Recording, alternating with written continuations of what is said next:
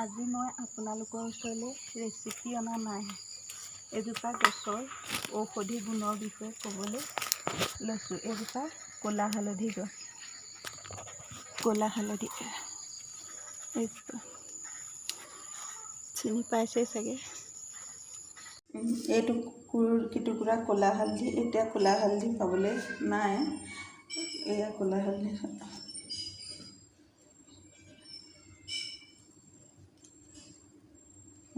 এয়া ক'লা হালধি। এয়া মই ফাগুন চ'তমহীয়া খান্দি পেলাই শুকুৱাই থৈছোঁ। এতিয়া মই মিক্সিত গুড়ি কৰিম। এতিয়া গুড়ি কৰা হৈ গ'ল। আছে প্লেটখনত ঢালি দিছোঁ।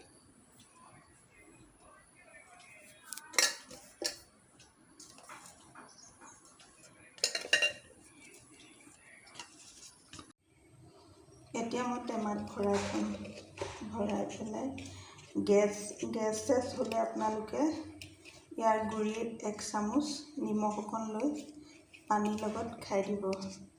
আৰু সৰু ল'ৰা ছোৱালীও পেটৰ বিষ বা কিবাকিবি হ'লে ইয়াৰ 1 চামুচ নোখোৱাব। সৰু ল'ৰা ছোৱালীক সৰু চামুচেৰে আধা খুৱাব। পানী অকণ দি নিমখ অকণমান দি পানী অকণমান খুৱাই দিব। আমাৰ ঘৰত প্ৰায়ে ব্যৱহাৰ কৰোঁ।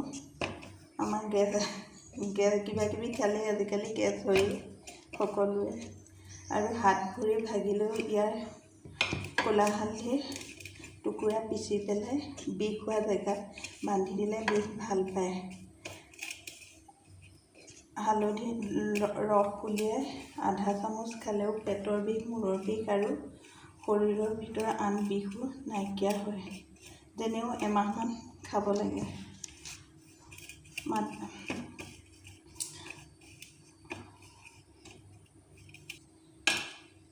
দাঁতৰ বিষ হ'লে হ'লেও ইয়াৰ 2-3 টোপাল লগালে তৎক্ষণাৎ বিষ নাইকিয়া হয়। আৰু মোৰ ভিডিঅ'টো যদি চাই ভাল পায় আপোনালোকে লাইক কৰিব, শ্বেয়াৰ কৰিব, কমেণ্ট কৰিব, ছাবস্ক্ৰাইব কৰিবলৈ নাপাহৰিব। Bye bye. আজিলৈ আহোঁ।